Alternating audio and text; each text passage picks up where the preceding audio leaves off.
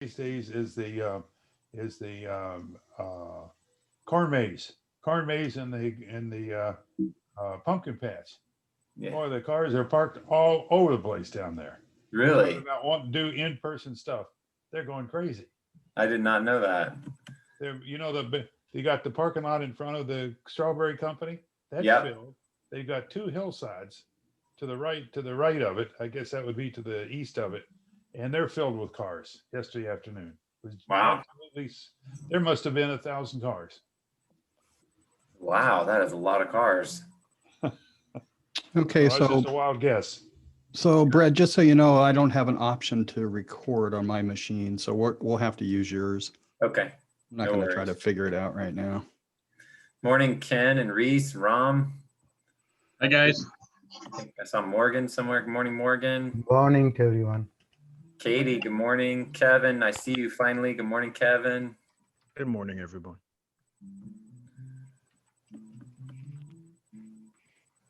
So John Sanders, how are you? Terrific. How are you? Good, really good. We going to have a session this Friday? No, we decided not to take a little break, but I'm going to be producing the book in its entirety on one episode. Whoa. Okay. Yeah, but Interesting. Okay. I got some pretty heavy meetings today with advertisers, just so you know. These are services that advertise podcasts. Good. And yeah, it's really good. These are the top people in the field. And anyway.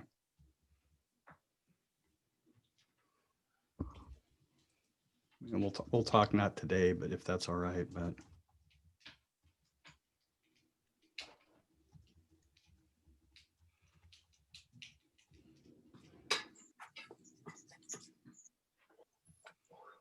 God, I get.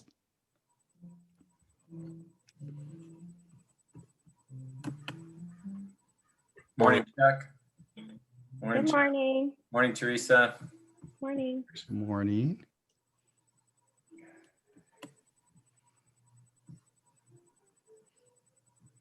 Good morning, Reese. Good morning, John. Good morning, everybody. Good to see everybody. Yeah, it's been a month. Good.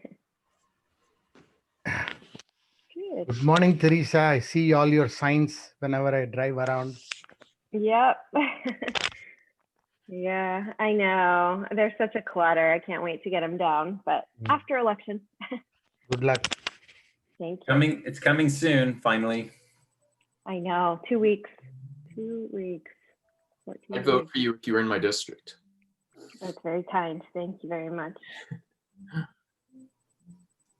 Oh, also make Katie a co-host as well, Brett, just for. Okay. Hi, Katie, it's John. I'll be handling your presentation for you. So feel free to be very directive with me. It's okay. Just Thank tell me you. what to do. I've I got everything loaded up. You seem very organized, so I'm sure it's going to go on very smoothly. Yes, well, we have this going on. And my legs are crossed. I haven't figured out how to cross my toes, or else I would. No, I think we've gotten the hang of this. We do a lot of Zoom meetings now, right, at the chamber. All of the committee meetings are going smoothly, I think, and moving Yeah. along quite nicely. Yes. Agreed. We're becoming masters of an aspect of COVID. Yeah. So Teresa, guess what? They mailed my ballot to the wrong address. Yeah, Did you that's happened. did you move or 2 years ago. And I had checked my address in August and it was fine. And then I checked yesterday, it was my drop dead date. So it's like, if I don't have the ballot today, as of yesterday, Monday, I'm going to take action. So I just called them and they corrected they're sending out another ballot, but I also have plan B planned. what was plan B? You're gonna storm Yeah, the- what's plan B, John? Yeah. It's a mask on November 3rd, headed to I can't remember what school it is down the street. Yeah, for you, it's El Camino Elementary probably as your polling location. Yeah, off Barcelona. Your super Okay. center. Yeah. Yeah, it's exciting to see everybody. I saw the numbers for District 4. Almost 30% of our district is already voted and their ballots are in hand at the That's county. really great. Yeah, yeah, it's So pretty cool. And Teresa, now you can when track do they it. count those ballots? When do they begin But counting, you know? they do right away. We had a presentation the other day at the Government Affairs Committee from Michael Vu, the Registrar of Voters, Uh-huh. and he He's had a great. very detailed presentation. He was amazing. He's pivoted so well. And this is what he does for a living. He ensures fair and safe elections, and he does an excellent job. And he lives here in Carlsbad. So he gave this excellent presentation. If you want to check it out, it's on the website. I think it's maybe even on the front page of the website, Brett. I'm not sure. No. No, it's not on the front page, but it's under webinars. The front page is still the Carlsbad City Council candidate forum, but it's under the webinar replays, and it might be one of the top couple. But they don't disclose the numbers, I presume, until election day. Correct. Yeah. They won't disclose the numbers until the polls close on election day, but they're already counting them, which I think is great, because I think, waiting to count them until the polls close is such a disservice, Yeah, so we may know sooner rather than later what the results are, or we may not. The state of California has enacted a law that ballots may be received up to 17 days after the election. They have to be postmarked on election day, November 3rd, but they're still taking the stragglers in case the mail is slow. So we'll see what happens, and I think nothing's for certain. We're all just trying to be flexible. So, but go vote, everybody. Just go vote, go participate.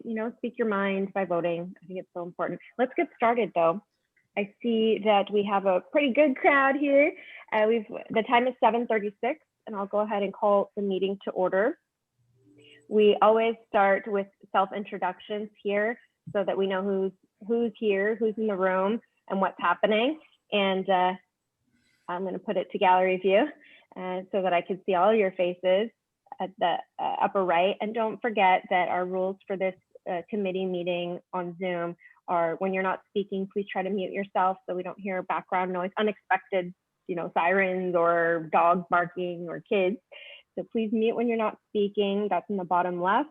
And then if you want to use the reactions button because you like what somebody is saying or their presentation was excellent, you can use the little emoji at the bottom right.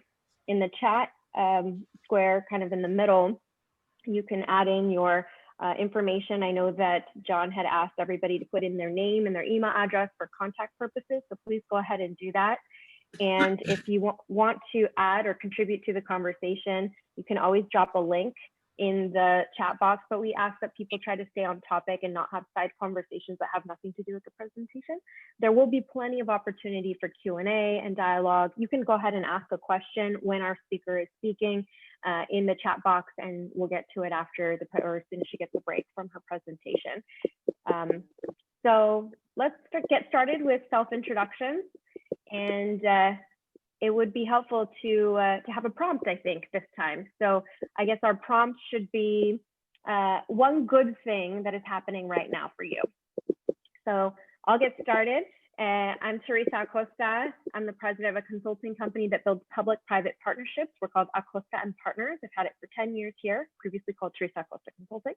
And I'm very proud to be a chamber member and chair of this committee, as well as the co-chair of the Government Affairs Committee. I am really excited about elections and also voting with my grandma. She's 97, so kind of walking through the ballot with her and talking about the different ballot items because she doesn't see very well. So I actually was really thrilled to do that. It was a beautiful moment. We took some pictures. My mom and I did it together with her. So anyway, that's my great, happy news. I'd love to pass it along now. How about Kevin Clemens? Will you go next? Good morning, everyone. I'm Kevin with AU Technology Solutions. We are a local managed services provider and IT services. Good things that are happening is looks like our team is about to grow. So we're getting ready to bring on another soul to our team, and every person that we bring on makes us better and helps us serve the community better. So AU Technology Solutions, IT stuff, all that computer nonsense.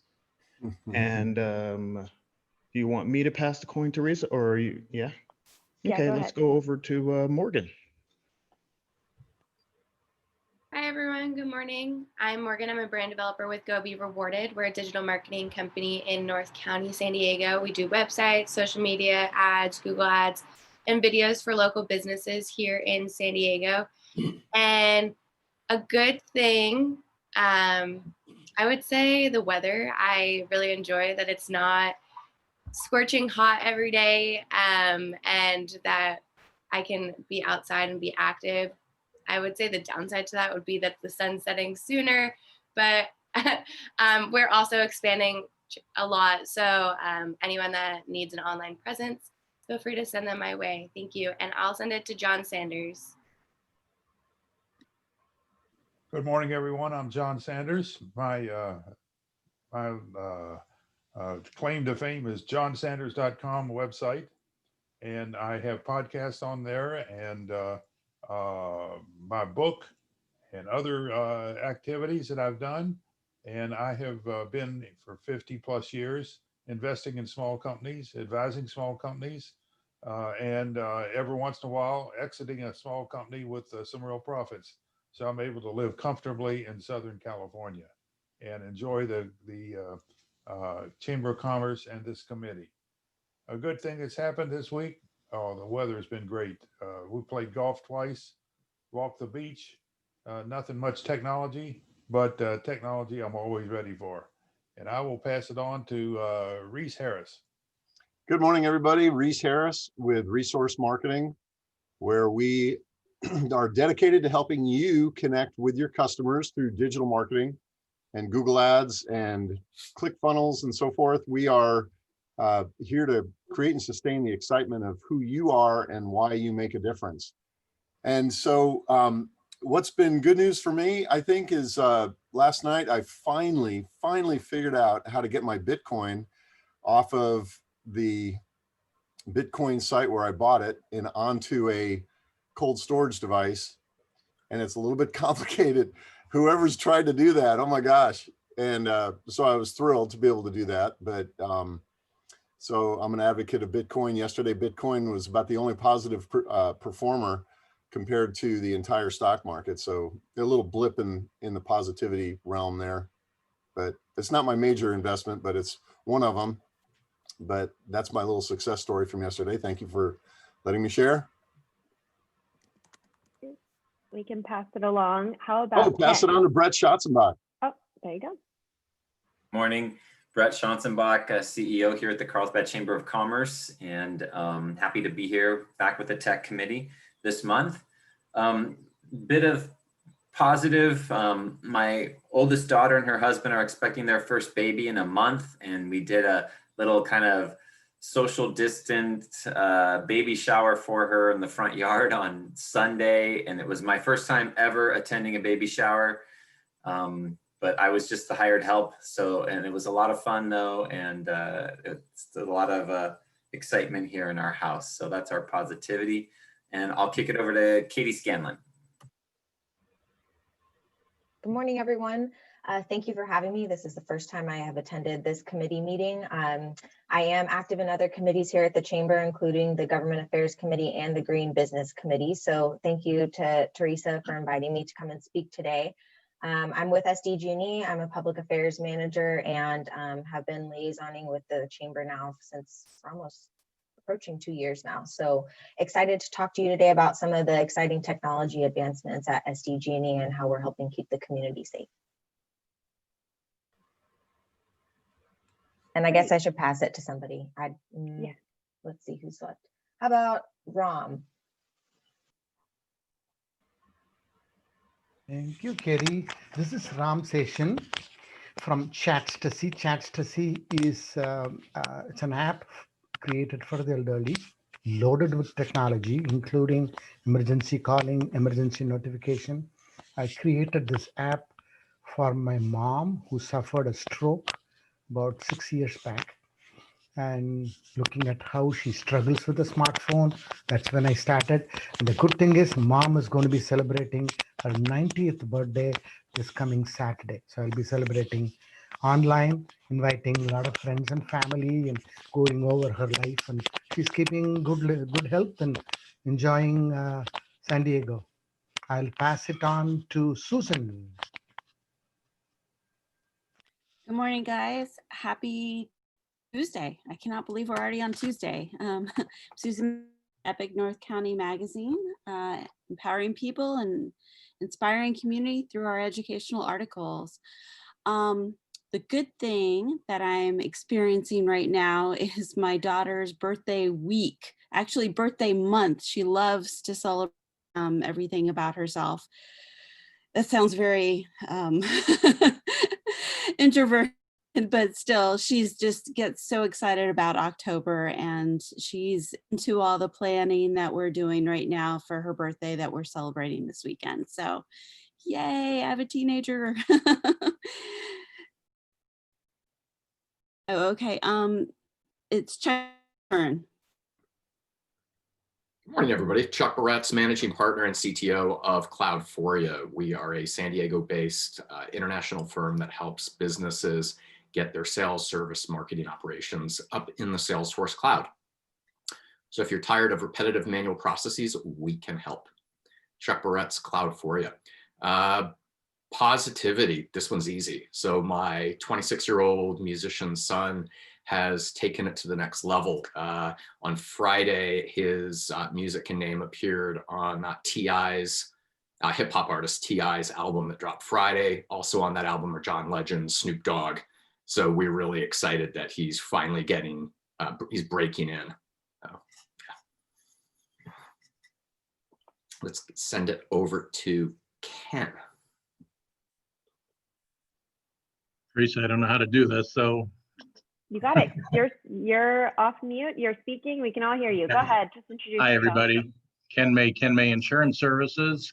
We're an independent insurance agency because you should have more than one option. We write with companies like Mercury, Travelers, Hartford, the big ones. Good things that have happened to us is we've never closed. We've been deemed an essential service, except for my office manager. She's a young mom, so she's at home teaching kids and balancing a life like that. God bless her. But the rest of us have been in the office. We're socially distanced. We take precautions, and we've been very busy. The best thing that's happened to us is we got a nice bonus from our biggest company because of our numbers, because people weren't driving and hitting each other. And it was a great thing. So, it made my life really, really nice. So this is my first time back since this all started, and it's good to see everybody again. So I will send it to whoever hasn't gone yet. It looks like John Beethan and Alex are the last two. Go ahead, John.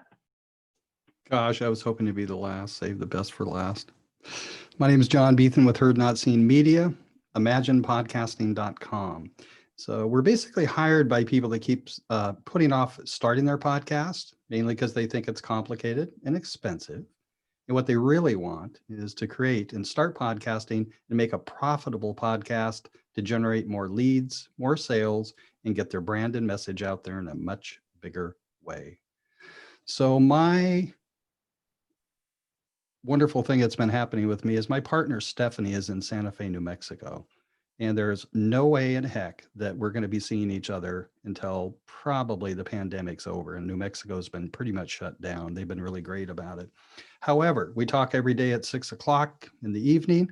And now for the last 3 weeks, we've been walking together with cell phones in hand, earbuds. It's 7 o'clock there, at 6 a.m. here. So I'm walking every morning at 6 o'clock, Monday through Friday.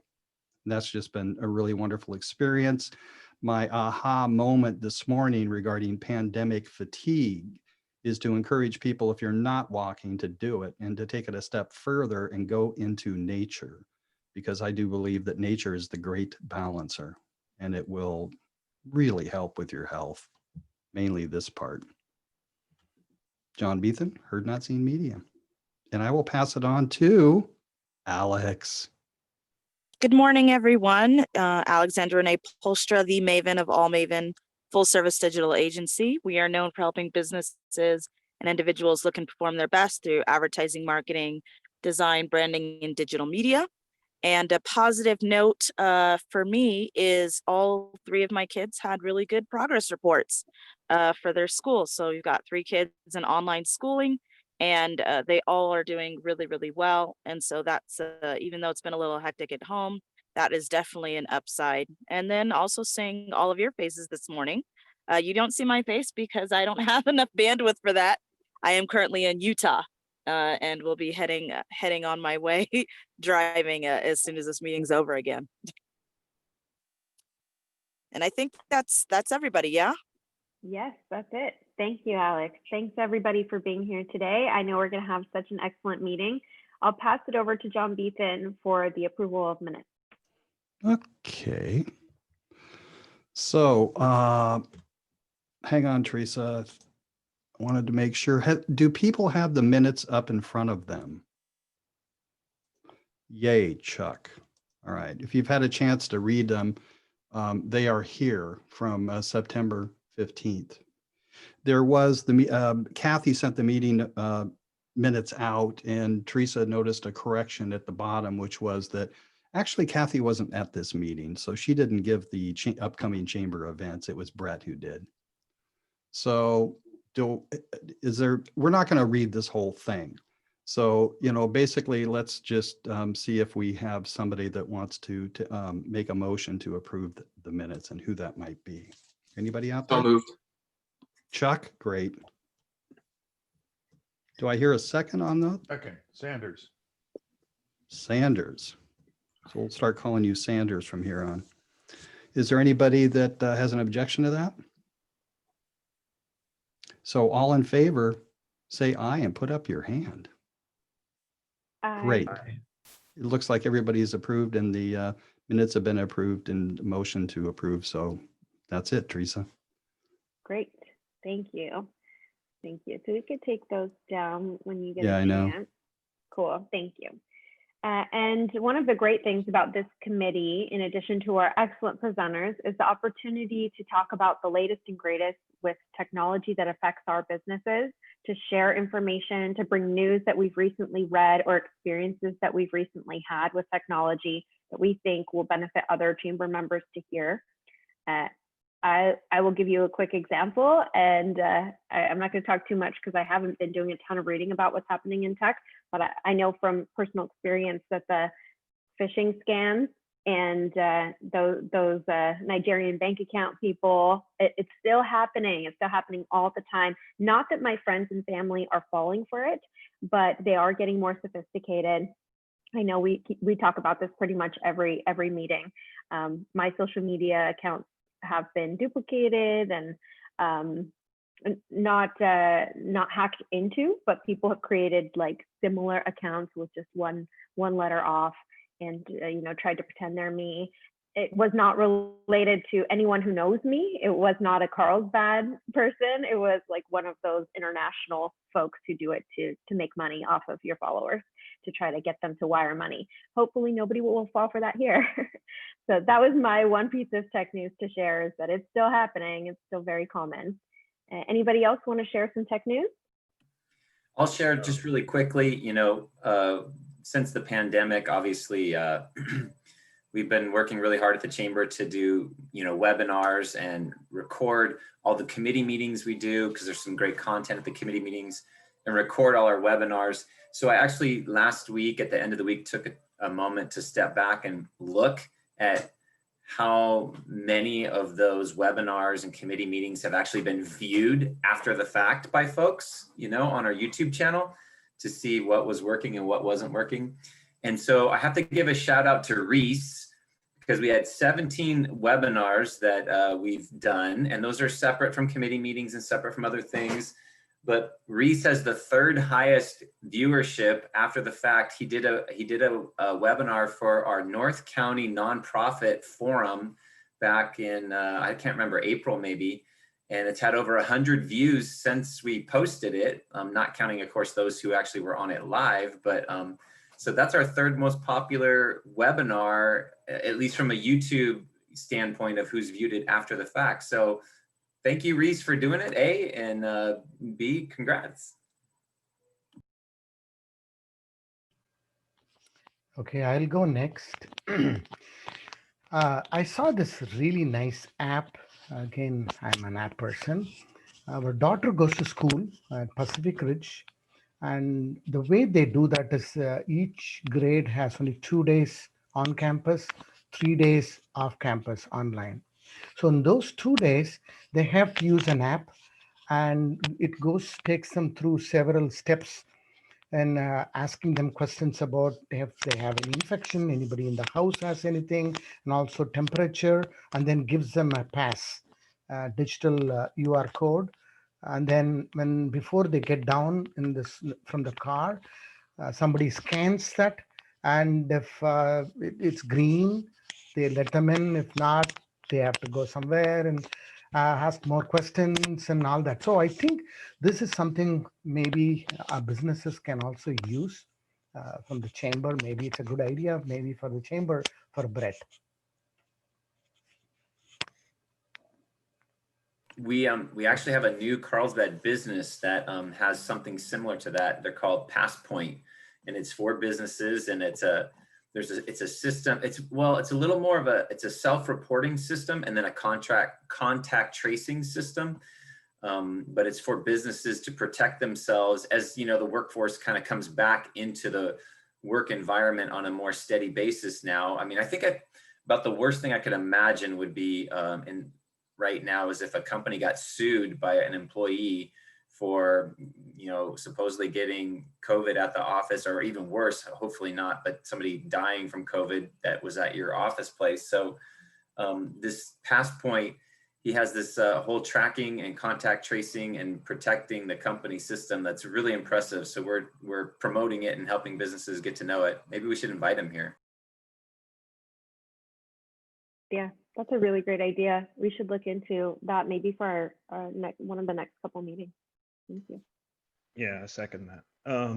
So there's a ransomware out there called TrickBot, which has been increasingly potent. It has compromised somewhere in the realm of 250 million email accounts already, and data and all that good stuff, putting in backdoors, you know, all that bad stuff hackers do.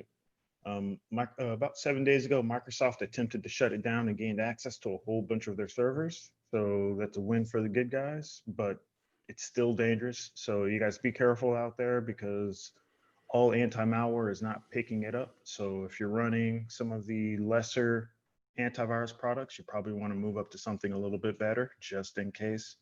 So, you know, your McAfee's and your Nortons, maybe pass on those and go for something a little bit higher up, you know, a Malwarebytes or a Bitdefender. Okay. If you guys have questions about which antivirus is good, shoot me an email. I'll let you guys know. Say, Kevin, could you drop some reference in chat to that? Yeah, I'll put 2 links in there. Yeah, that way. Yeah, that'd be great. Thank you. I actually have some news I'd like to talk about, which has to do with deep fake, which I'm sure we're all somewhat aware of. But I've been listening, you know, I get most of my information from podcasts. What can I say? And there's a woman named Nina Schick. Do you know who she is? She wrote a book called Deep Fakes. And what is coming out in the, you know, basically how it's evolving is into synthetic media. So those that are kind of in the know are saying by the end of this decade, most all social media will be synthetic. None of it will be real. And it's actually what does that mean, John? What does that mean, synthetic? I'm not so following. You've got a video of some well-known politician, let's just say Trump is talking like this, and basically they're basically inserting words through artificial intelligence. They're basically creating his speech, whatever he would want to say. And you know, they're pulling information from images, they're pulling information from video, pulling information from audio. And what is absolutely true is the tools are out there to do this. That wasn't, you know, when you kind of think about CGI and what Lucasfilms had to put together in terms of a team back in the day, this is all those tools are now available to anybody on the internet to be able to create what is called synthetic media. So unfortunately, I just kind of further go, I just can't trust it anymore. So, and you can't really tell. And they're actually, the security people are saying, really, there's kind of no way to really tell. if this synthetic media is created, real or not. So there's an initiative, I don't know the organization, to be able to actually be able to authenticate any of this kind of media, whether it's in social media or even mainstream media in terms of the networks. So it's something to keep your attention on, because I've said it before, I don't spend a lot of time on social media. I listen to podcasts because none of that stuff's on a podcast, nothing's screwed around with. It's pretty difficult, quite frankly. So it's something to keep your attention on, and maybe Kevin and I could do a deep dive on it sometime on a podcast. That'd be kind of fun. I know quite a bit about the topic. It's not as dire as the podcasts are going to make it sound that you've heard. It's bad, right? It can be super embarrassing if somebody takes your face and puts it on someone else doing maybe an act that you don't want your face on, right?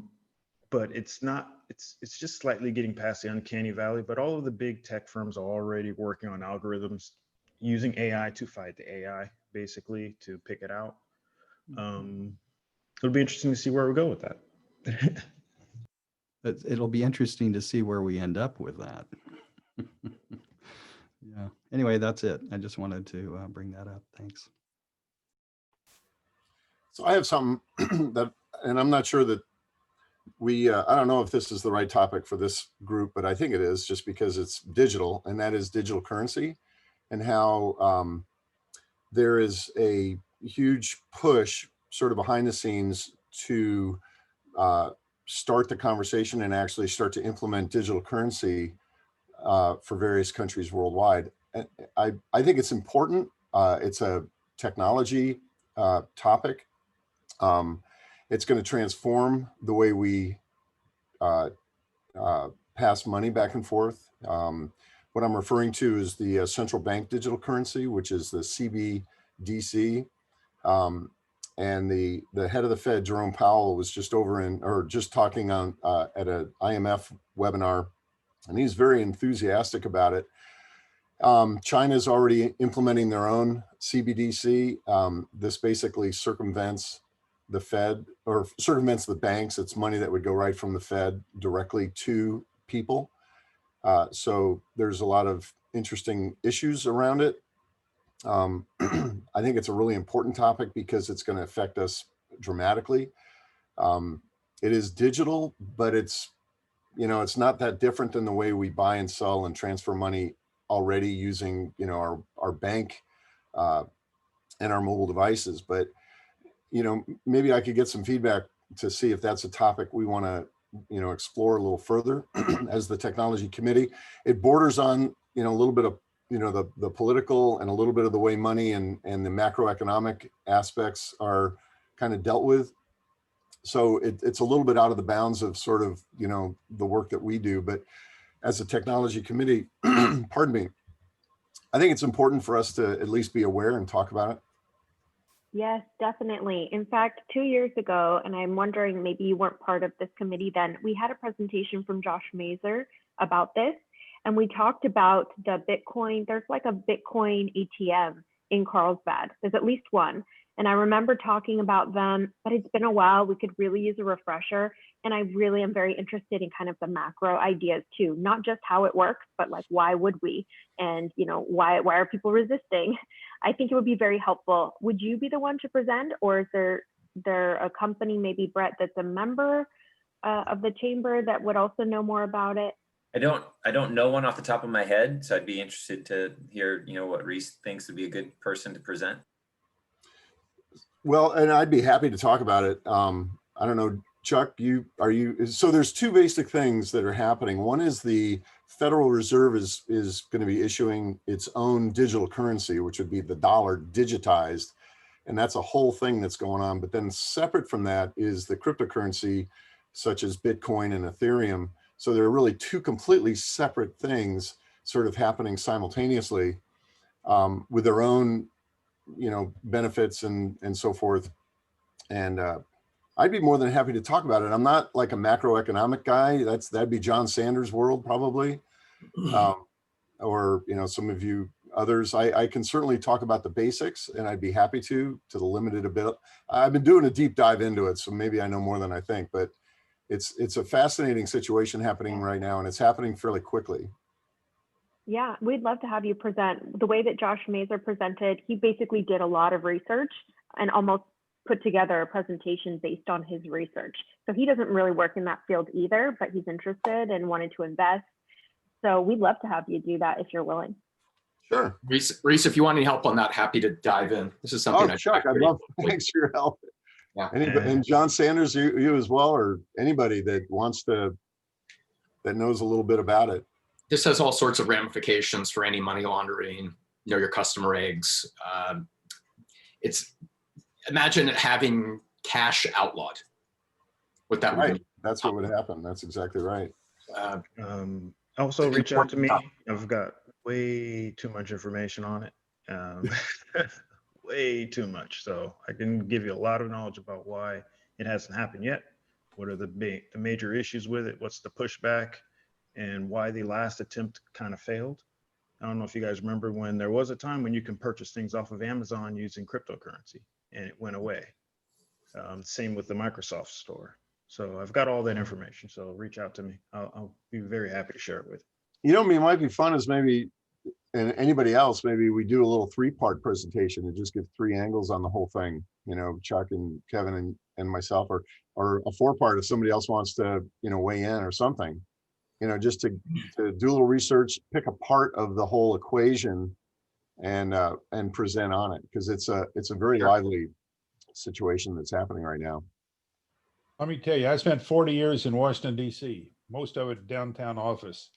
And we made a decision, all of us guys, that we were going to carry at least $300 or $400 in cash all the time when we walk the streets, because, and of course, you still watch on the sidewalks where you are and everything else. But if that guy stuck a knife in my back, I wanted to make sure he went away happy. You can't do it with a credit card. And I think that's still it. I didn't want to get killed for $5.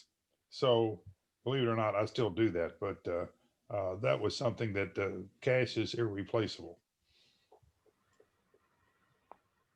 Well, I love that idea of having a multiple part discussion. You could even do it like a panel. Where each of you, you could moderate it, Reese, and you could have, so however you want to do it, we can schedule you. So maybe when we find out when PassPoint can be a speaker, and then we can, slot them into November, December, or January, and then we'll also plan this out. I think this is an excellent topic that we all want to hear about, and I think it will attract other people to come to this presentation from our committee. So thank you. John. This is so funny that you say that, because when I was in grad school in Newark, New Jersey, going to NJIT, I used to have a $20 in my pocket for the very same reason that you just mentioned. So all of our students used to get a tip saying that keep a $20. Somebody comes and gives them a 20, they'll be happy. Well, we had different levels of concern in DC. Yeah, 20 versus 300. It's a little different, but that's funny. So okay, other comments? Go ahead. Kevin, just let me finish, or say one last. Kevin and Chuck, I'll reach out to you guys and we'll have a little chat about how we can do this. And anybody else that wants to be a part of it, absolutely just reach out to me but I'll circle back to you guys and we'll figure out how to make it kind of interesting. Sounds good. Look forward to it. Great. I think we have time for a couple more comments before we move into the presentation. Any other news from folks that they wanted to share with our committee about technology?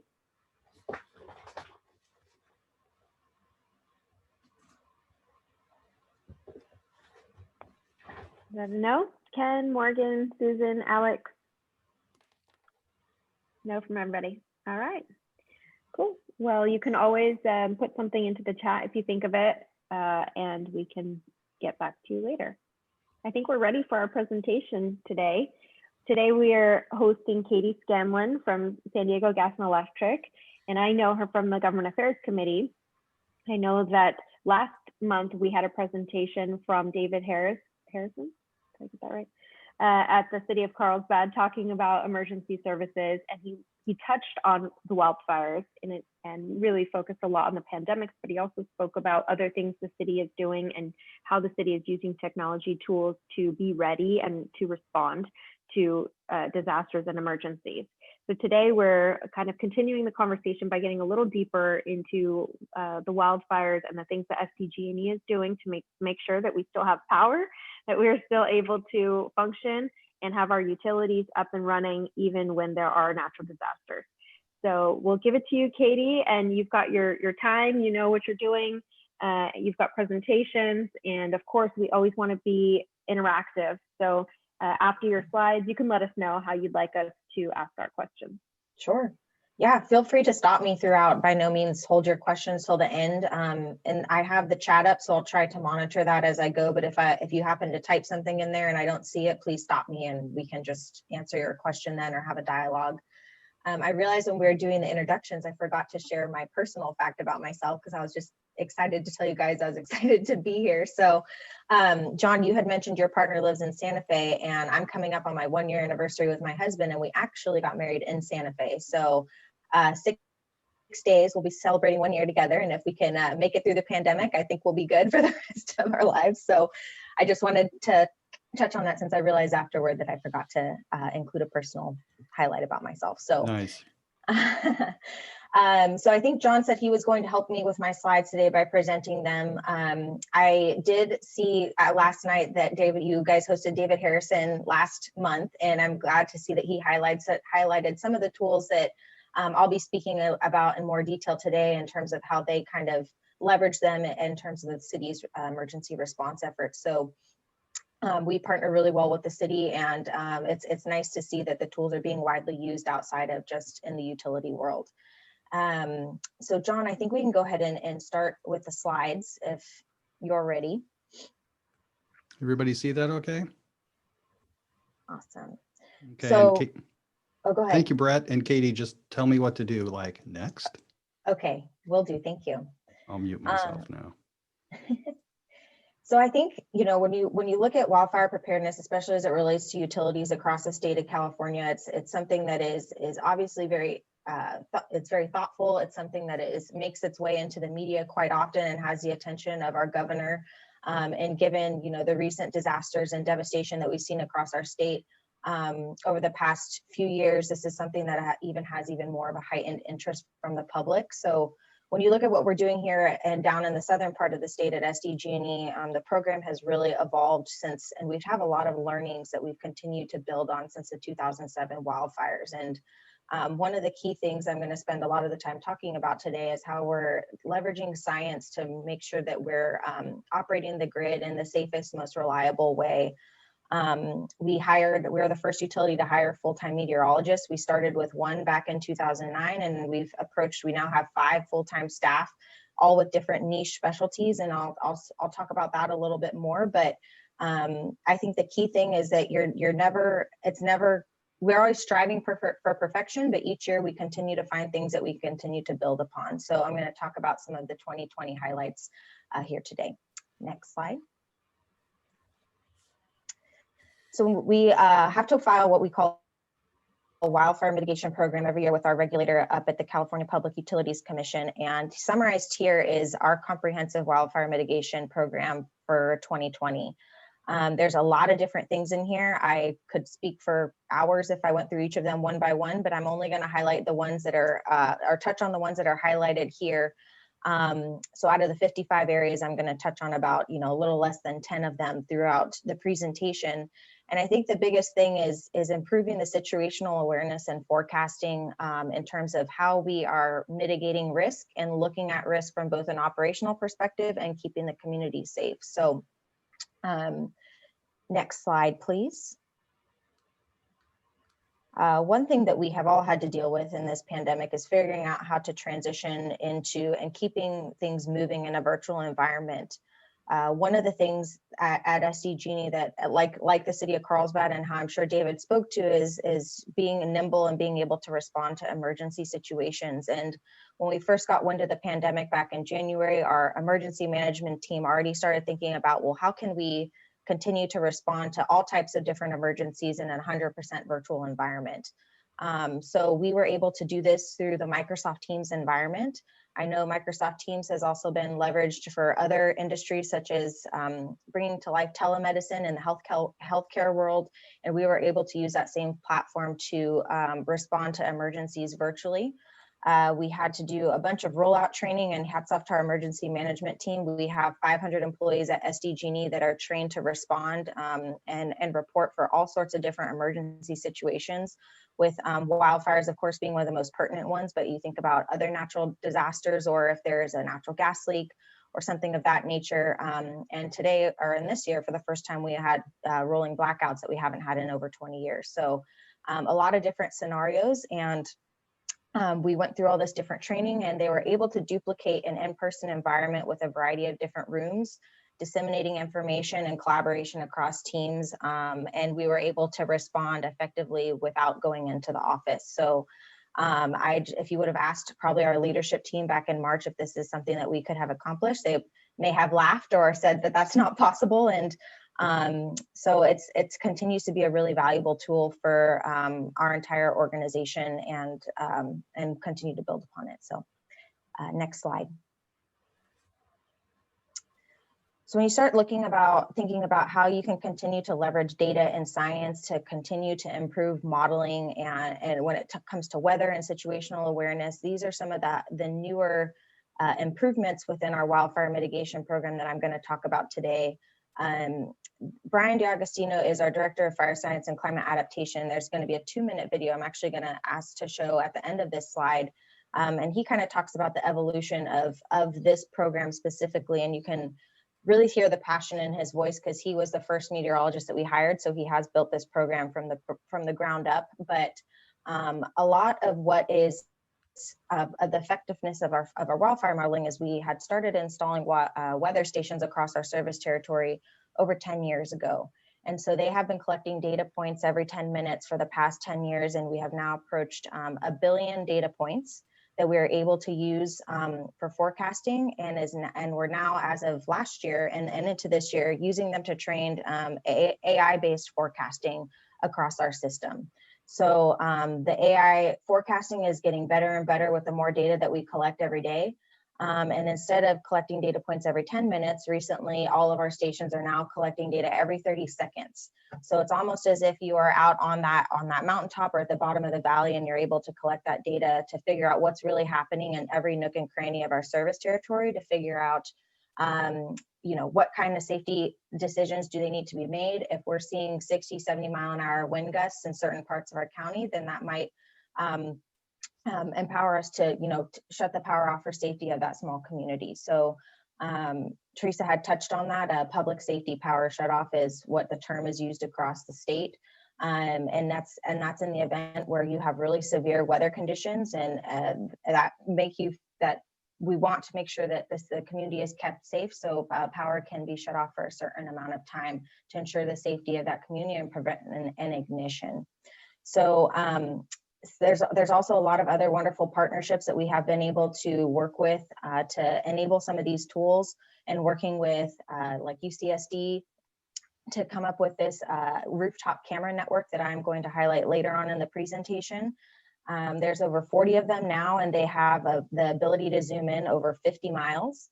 And the pixelation and quality is really amazing. SDG&E is not the only one that has access to these cameras. CAL FIRE and the fire departments can also access them and move them around. So in the event a fire pops up, they can actually triangulate it from 3 different areas and really see what's happening with the fire.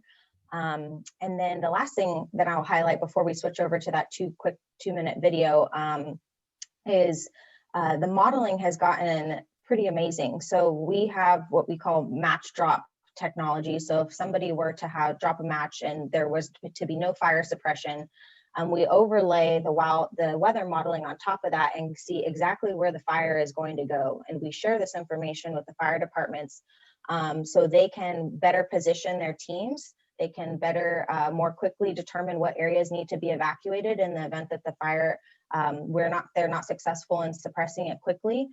And this we have been sharing with them for the past couple of years, but one of the areas that we have been able, or one of the newer features, is where they're actually able to send this via mobile now. So firefighters can now get this while they're actually out in the field to see what the fire is going to be doing. So with that, I would like to, for this, pause here and see if we can show that quick 2-minute video of Brian really talking about the evolution of this. Are you going to be coming back to the presentation? Yes, we will be coming back to the presentation. Please stand by. Thank you. You're welcome. Is that about where you want to start? Yes. Okay, here we go. When those really bad fire days are going to come. And I do that by integrating science into how we run the electric system. This year, we're crossing over 200 weather stations. And if all of this weather data continues to show us that there's a small pocket of very strong winds on the edge of one of our communities, we start working with the engineers here at SDG&E to isolate and sectionalize the electric grid so that we can only impact those windiest areas. And that's a lot of how this weather information is being used. One of the most technologically driven enhancements that we have this year is the integration of artificial intelligence. So what SDG&E did is they went back and took years of data, hot days, temperatures, humidity, the wind speeds. That gave them an algorithm, if you will, that we can apply to the future. They take all of that science and then they'll tell us what the threat is. We're able to do this because we've been collecting 10-minute observations from these weather stations now for 10 years. So we have almost 1 billion observations, and that data is being used to train artificial intelligence. And this helps us be more precise with public safety power shutoffs. The Weather Service and the meteorology department here, even at SDG&E, has gotten so good, we're starting to get hints of it 7 to 10 days out. No longer is it a hunch or is it just experience, but there's actually an instrument that'll tell us what we can expect, and it's been very reliable. It's been an exciting venture as we've gotten away from, fire folks to meteorologists and scientists saying, hey, this is what the evidence is showing about, doing your job. We can go ahead and pause there, John. Thank you. You're welcome. Back to the presentation. Yes, please. So that's a brief highlight. That's a 10-minute video, and it actually talks about some of the other enhancements that we did this year. We did it just to kind of visually represent kind of where the program has gone in just 1 year's time. But Brian talked a lot about the history in that segment. So I wanted you guys to see kind of where it has gone and then how we're working with first responders to make sure that this information is available to the public and being leveraged in a lot of different platforms. It's not just something that we're keeping internally for ourselves. Katie, can I ask you a quick question? Sure. How much of this, and this is in light of the whole PG&E thing from a couple of years ago, how much of your efforts are towards fire prevention?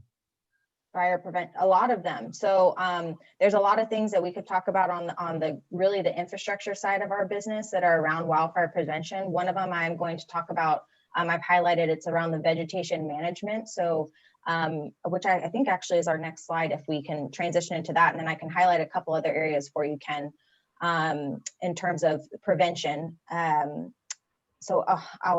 Let's see, actually we can go back to this at the end of the presentation because I was going to do a demo. This just shows some of the websites that we have publicly available to everybody. The top screenshot, go to the next one if that's really, I promise I won't forget about your question, Ken. Okay. These are the rooftop cameras. It shows you where they're positioned.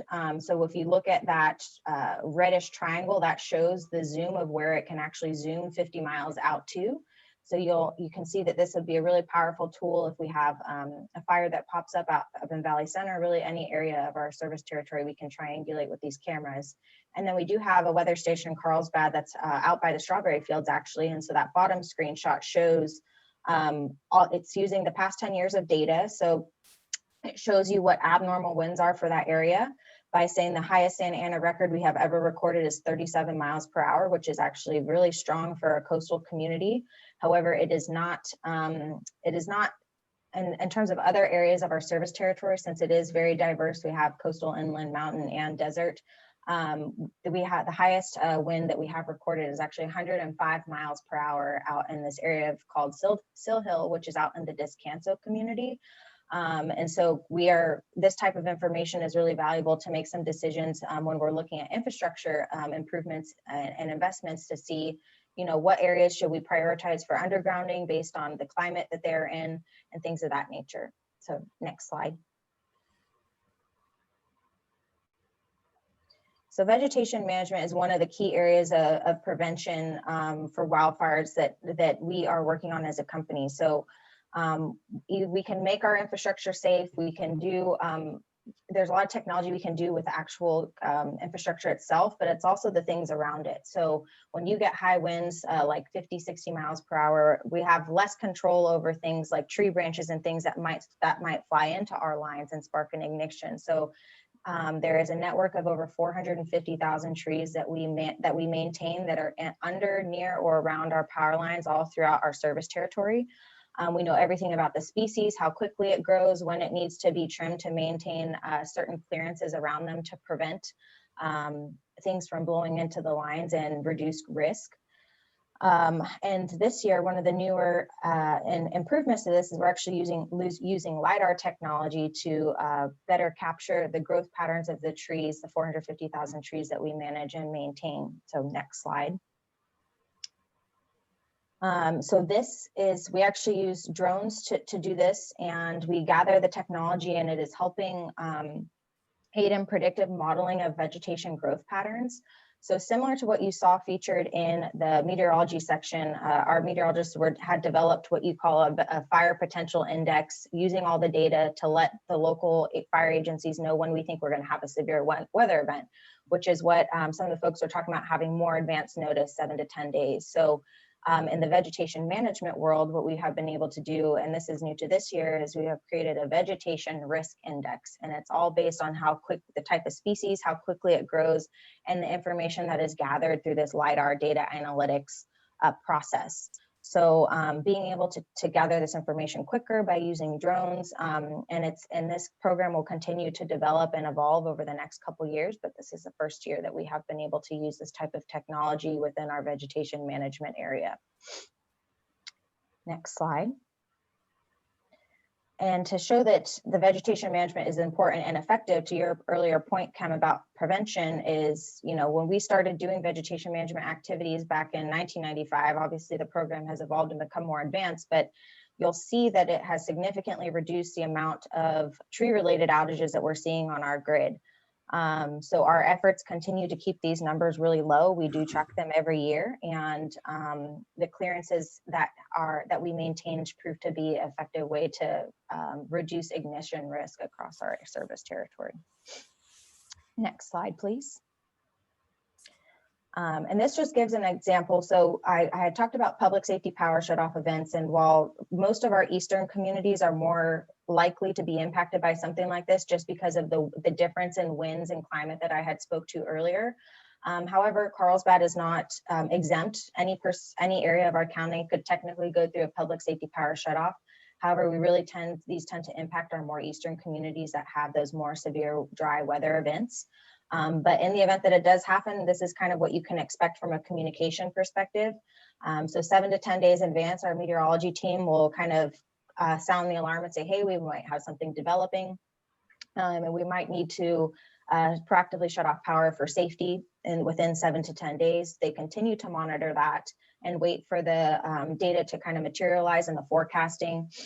And then if the probability of that happening is still strong, then 2 to 3 days ahead of time, we launch all of our external communications to impacted communities, governments in those areas that serve them, to say, hey, in 3 days time, we think we may have to do a public safety power shutoff to X amount of customers. As the forecast continues to evolve, and obviously if it does change and it doesn't become as worse as some of the forecasting, then we will obviously pull back and say, hey, the forecasting has become more positive and we will no longer have to do that.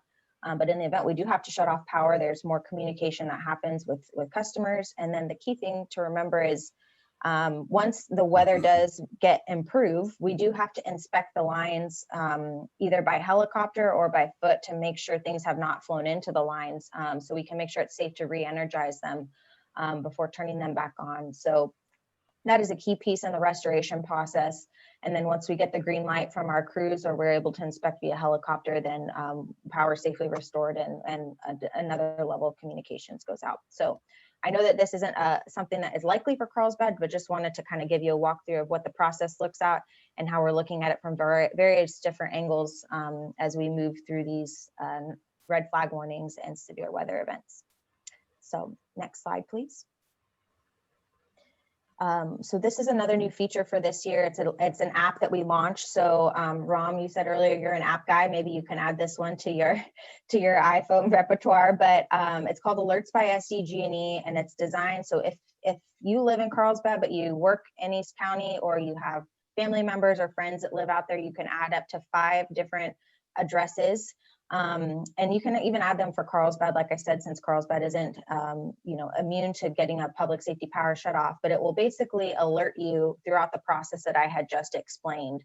If your address or your family member's address is in one of those areas that may be subject to a public safety power shut off. And it also centralizes all the information that you would want to know during this process. So what is the weather looking like? It tabs to our weather page to show you how the forecast is materializing. It gives you information to resources and things. So what we see a lot folks out in East County is they have a lot of water wells and they need to find places. If their power is shut off, they need to know where they can get water for horses and things of that nature. So it just kind of centralizes the experience for the customers. So they don't have to go to various different pages to get situational awareness on what is happening throughout the process of that event. So it's been a really great tool. My boss actually has my boss's grandparents live out in Descanso, and that's an area that can be impacted more often by these. And he's added up to 3 different addresses, and I have a couple as well, and has been a great tool. So next slide, please. So that kind of, those are the main things that I wanted to highlight. There's a lot of other things in terms of technology for Ken, going back to your point in terms of prevention. One of the other newer enhancements from an infrastructure perspective is falling conductor technology. So in the event a line does snap for any reason, it actually de-energizes prior to hitting the ground to prevent an ignition or a spark. So it's just another example of kind of some prevention efforts that we're doing. And then some more undergrounding efforts in some of these areas that experience really high winds as well. To just put the infrastructure underground to make that community safer. So with that, I would be happy to take some questions. And I also was going to demo some of these pages, but I'll take some questions now before clicking through some of those. Brett. So one of the things that is, so challenging as we see unbelievable record fires, 2 years after unbelievable record fires, a couple of years after unbelievable record fires. I mean, it just keeps going and going. Every couple of years, we're setting brand new, crazy records. But do you guys get it all involved in, I know all your weather monitoring in the backcountry, but in trying to encourage or actively be involved in management of some of the open space, that we have the backcountry in terms of like maybe controlled burns or keeping it to a certain level so that the fuel doesn't get so astronomically high when we are in mild or severe droughts that we just are kindling, ready to explode? Yeah, and great question, Brett. I think it goes back to just sharing the data that we do have in this space with other folks that are leading efforts in those various arenas that can contribute to, we are not going to tell the firefighters how to do their job. However, we are enabling them with this information so they can make more informed decisions on whether or not they should be doing controlled burns in various areas to keep the community safer. And I think that's the important piece of this whole equation is, we are not firefighters. We are a utility company, but we also want to make sure that we're developing tools that are beneficial and can be utilized by a lot of different agencies to strengthen their decision-making and planning processes. And so I think, we're not going to be the answer to everything, but I think we're helping them make more informed decisions about them being the experts in their own field, if that makes sense. So. Katie, wonderful presentation. So much information I could take in it so much. I thank you very much for pointing that out about the app. I really like it. Now, my question is, in my app, I have the infrastructure to send out emergency notifications for the users of my app. Is there a way your agency would like to create a tunnel or some way to pass any notification through my app and pass it on? Is anything like that? Do you entertain anything like that? So you have a specific app that you were saying that helps with emergency management information. Is that what I heard you say? No, it's not emergency management. It's emergency. For example, just give you, since you have not seen, others have seen, is that when somebody calls an emergency service, like an ambulance or something, the app will automatically notify their immediate family and friends circle wherever they are with that they called this ambulance and the location, if so be, right? And that is one for the elderly. That is one thing. So they don't need to know, need to think about calling. So those are all part of it, or emergency calling feature. For example, the app will automatically create a notification for an emergency call, and the call will go through delayed. So these are some aspects of emergency features in there. I've been thinking about adding, of course, the shake alert side of opportunity to notify people. And in your case, there's a way to incorporate some of those, because your app is fantastic. I'm going to download and check it out whenever it is ready. But the problem with most seniors, especially, or most people, I have about 150 apps or more in my phone. And every day there's more and more apps come along. And when you add more apps, they go and hide, just like your emails get lost in the inbox, right? Right. And so this is the app's ability to be usefulness keeps going down with many apps in your thing. So you might have a fantastic app, but people may not see it on time, and even notification. That's where I'm going with it. Fair point. And I think the app is really designed too to kind of set it and forget it, Rom, because you'd put once you download it, you put your different addresses in there, right, that you would want to track. And then you're not going to get any notifications or pop-ups unless your address is one of those impacted areas that may be subject to public safety power shutoff. So I'd absolutely be happy to talk to you offline to see if there's ways that we can partner to disseminate some of the capabilities that we have developed into the app that you are discussing. But it is supposed to be targeted, obviously, to those that are in those areas, and whether or not it has the ability to kind of amplify that to other folks.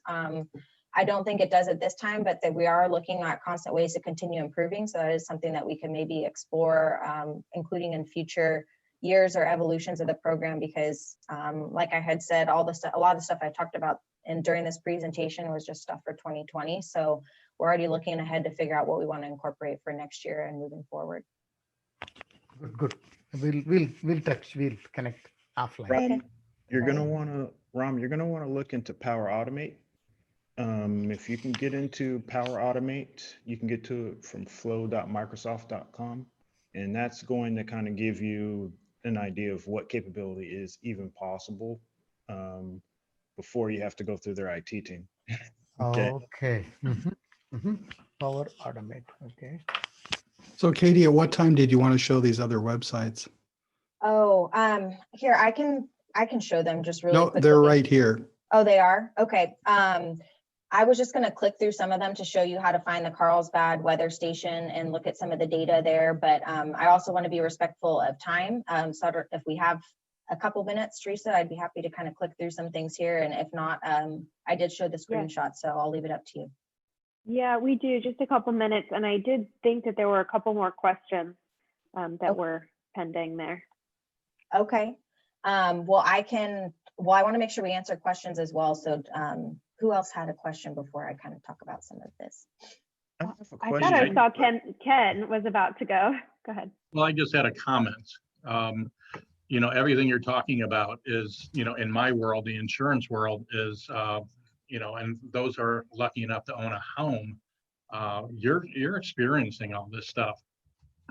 You know, the insurance companies have been turned upside down because of the, you know, Brett mentioned about the record wildfires, and the insurance companies are using technology to try to score potential clients coming in, you know, using different fire line and, you know, different technologies, access roads. You can have a fire line 0, and then they also have a special hazard score, and it could be a SHIA no, which means you're really a good risk. But then they have an inspector go out, you know, 2-3 weeks later after you take out the policy, and they might make recommendations because of the trees, because of the, you know, what you were talking about, certain trees like eucalyptus trees are horrible. They're like matchsticks. Or they might want trees taken out. I mean, they can make recommendations from putting a little paint on your house to getting rid of, you know, getting a whole new roof. I mean, so it's, you know, what you're saying is hits me straight, you know, it hits me right in the heart, because that's what we deal with all the time. You know, I'm just telling you guys that own a house, if you're reshopping so you can save $80 on your homeowner's insurance, don't do it. I mean, if you have a renewal, stay with it, because the companies are scrambling, and they're not really wanting to take new business on because of the risks. Yeah, that's a fair point. I actually have a question in response to your comment, Ken. Do you know that and this is, I'm not, you know, an expert by any means in the insurance field, but do you know if they take into account any of the stuff that kind of utilities have done to harden the grid out in those more eastern parts of the county, whether that be undergrounding or kind of like vegetation management activities and removing of trees like eucalyptus and things of that nature into kind of how they appraise, so to say, the insurance policies? The only thing that I know they've done is, you know, now it's an intensity. You know, it's they don't want to have a lot of homes in one area. In case that area goes down, then they're losing a lot of houses. So they're trying to only, like let's say Teresa has the exact house that I have, it's right across the street. She might not get taken, even though I have it, you know, because they don't want to have too many homes. And they're going to take what you're talking about into consideration as far as how many houses they're going to allow in the area, if that makes sense to you. Right. Fair. Great point. Well, I see that John is kind of clicking through some things here. So thank you for doing that in the background. You can click on each of the cameras, like I had said earlier, to kind of, you know, figure out the ones that look over Carlsbad. Unfortunately, users aren't able to navigate them themselves, but so UCSD, the CAL FIRE, and SDG&E will have access to actually move them around to zoom in on things. But as things even pop up outside of our service territory or down the Mexico border, we have the ability to, like, we did have a fire just south in Tijuana recently, and we were able to kind of keep watch on that using these cameras. So it's a great tool. And then if you can flip back to the weather awareness system. Thank you. There's ways, so the way you can find the specific Carlsbad weather station is if you click more data in the bottom right corner. Up a little bit, sorry, it's on the bottom right corner of the actual map portion. More data, yeah. And then if you say Control F and then start typing Carlsbad, it will pop you down to the Carlsbad one. There's over almost 200, and you click on that where you have it highlighted there. And scroll up. This shows that Carlsbad station that is in near the strawberry fields there. So you'll see kind of the forecasted trend and then what it's actually measuring every 10 minutes for those for the reads that they're getting. And over time, where at least what we have seen with the modeling with the supercomputing and AI things is it has been pretty accurate and will continue to get better as it continues to get trained with more and more of the data that comes in. But This is how you can kind of see a hyper local view of some weather if you happen to live near the strawberry fields, but it gives a good idea for Carlsbad specifically. I drop these links into chat, a reminder to save your chat before you leave, and you'll have those links. And Katie, about the top, we are under observations. Are any of these other tabs useful or interesting? Yeah, you can, I mean, they're just different, different kind of, so if I actually go to ensemble, that one, there you go. it shows like all the differences in forecasting and modeling. So there's like the National Weather Service, there is our AI-based forecasting models in here, and a couple others. So they all kind of trend and similarly, but they are different. So you can kind of click through to see the difference in each of them. One of the second meteorologist our team actually hired, we did come from the National Weather Service, and he ran their red flag warning program. So we have a really strong partnership with them, and we integrate a lot of their forecasting into this tool as well. Nicely done. So are there any other questions that I can answer, hopefully? Reese, yes. Hi, great presentation. It was really, really interesting. I have a sort of I have a couple questions. There was one URL that I didn't see get posted up. Oh no, there it is. John just put it up. The alert wildfire with the cameras. That looks pretty cool. But I'm curious, with all of the financial setbacks that PG&E has been having as a result of the overground power lines and all the trouble that they're having to grapple with, what are they, filing bankruptcy and everything? What are the lessons that SDG&E is taking from them? And I'm curious that, I mean, it's in the multi-billions of dollars that they've lost in terms of their, liabilities and so forth. What about undergrounding some of these major power lines? And is that an investment that you guys are considering?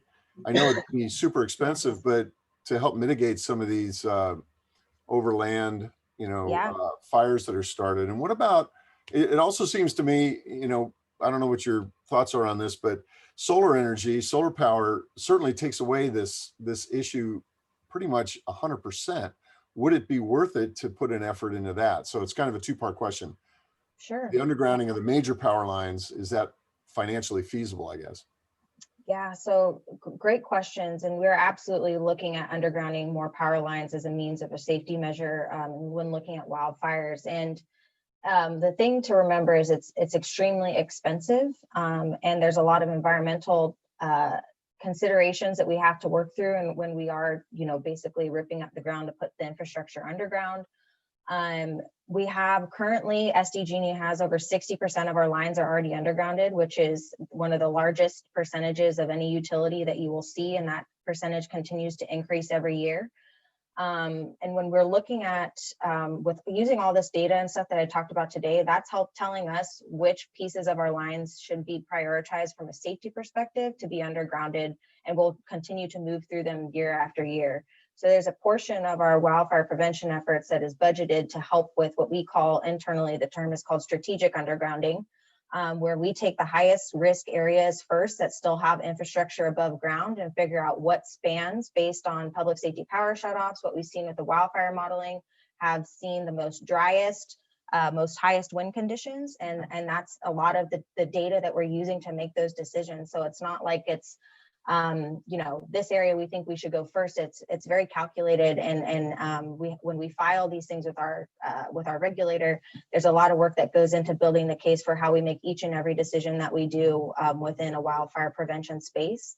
And I think when to go back to your question too about what we've learned from PG&E and kind of their experience, I think one of the main things that is an absolute advantage for us being down here is our service territory is so much smaller than PG&E. So when you talk about rolling out new technology and making more nimble decisions and how we are able to move in a safety space, PG&E is 12 times the size of us.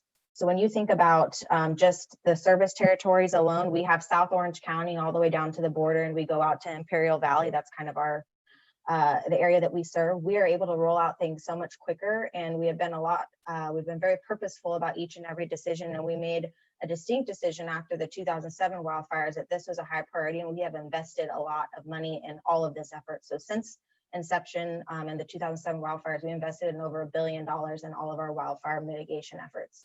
So it has been, that is kind of one of the reasons why our program is seen as not just a leader in the local, regional, state, national and international levels. We even had the governor come down last year to figure out how can we scale what SDG&E is doing down here to other utilities like SCE and PG&E. And so we've been spending a lot of time with them. They're building their own meteorology teams now and trying to model a lot of the things that we have been able to implement here, so we can scale it across the state and not just in Southern California. So, and then I think, oh, you asked a question about solar as well. So for the final piece of that, I mean, renewable energy is obviously the way of the future, and we're looking to increase that as much as possible. And so right now, SDG&E has about 45% of all the energy that you use comes from a renewable source. However, long-term, our business plan is to actually get out of the energy commodity business and really transition into an infrastructure-based company. So we want to be the pipes and wires and deliver that energy safely as possible. So as you see, you know, more CCAs that are coming online, there's Clean Energy Alliance, which Carlsbad is a member of, and then the one that's City of San Diego and 4 other member cities down south. Our long-term business plan is to try and exit that piece of our business and really focus on the safe delivery and maintenance of the grid. And so we're trying to figure out a way to do that with our regulators, because we're the first utility in the state that has kind of expressed an interest in exiting that piece of our business. So it's going to be a longer process because there's a lot of regulatory and pathways that need to be carved out that don't exist currently. But that is the long-term plan, is to not be an energy provider in the future and just be the infrastructure side. So.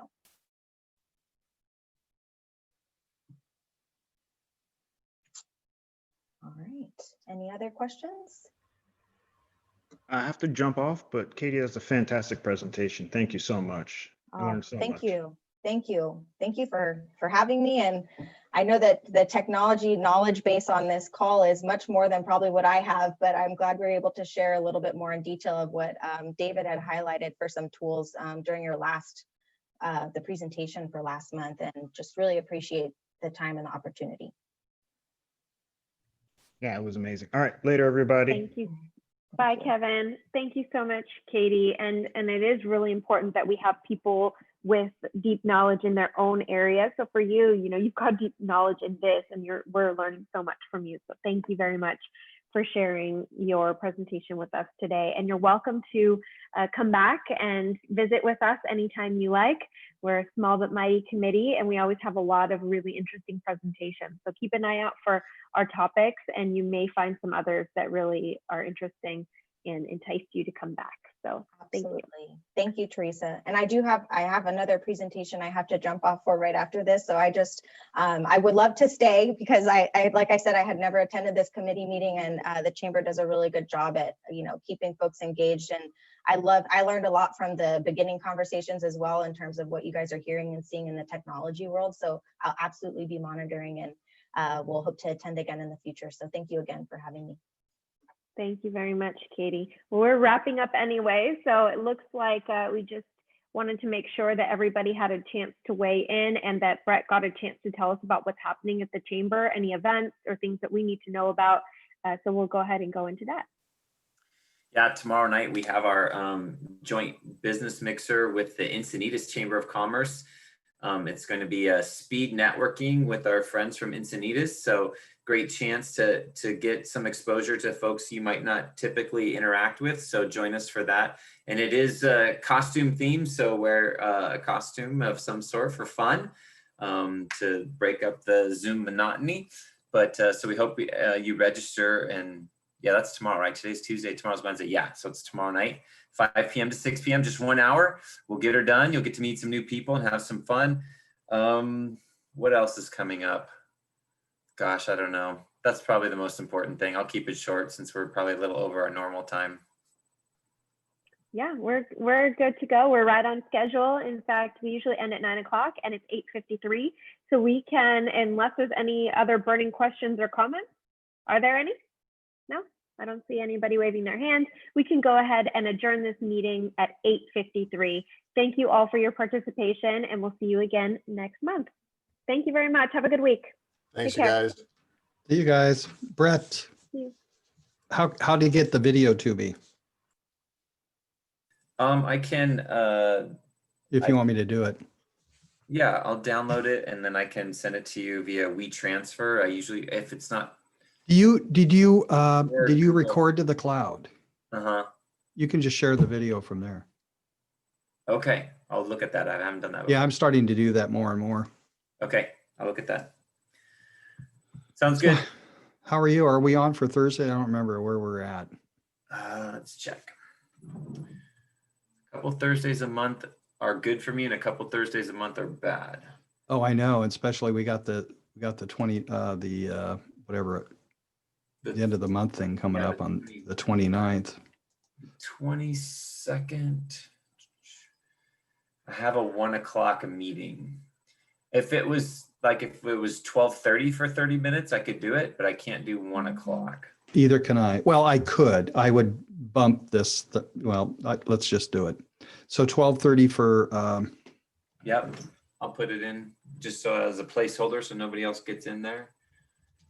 Yep. I am going to. I'll send you a Zoom invite shortly.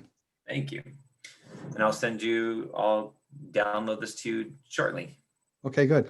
Did you get your gimbal yet? Yes, I got it. Yay! Yes. So And then I've scheduled my next video thing to go out and use it. I actually ended up getting the exact same one you have. It's identical. So good.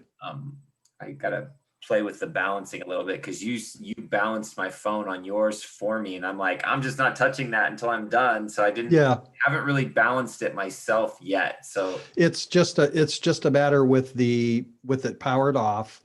You just slip it in there, and then there's a screw behind there, and then you just slide it until it kind of balances in the center, and then you lock it down. You'll never have to change it.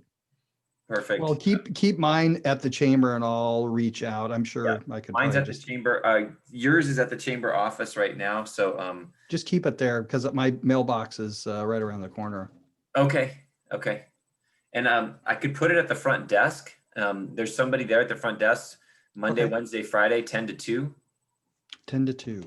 Yep. So that's just Monday, Wednesday, Friday? Yep. Okay. Sometimes there's people there. I mean, there's people there probably every day, but that's what we're kind of advertising: Monday, Wednesday, Friday, 10 to 2. Yeah, you don't want to overdo it. Yep. So I'll put it in the front desk with your name on it. So okay, good. You check in your mail on one of those days. Yeah. I really appreciate it. It was very helpful. Yeah, that's fun, isn't it? Yeah. And I appreciate the tips on getting my own, which I have sitting right here. Yay. All right. Great, Brett. Anything else I can help with? Nope. I'll see you Thursday. Yep. Thank you. See you then. I'll see you tomorrow. The happy hour tomorrow? Yep.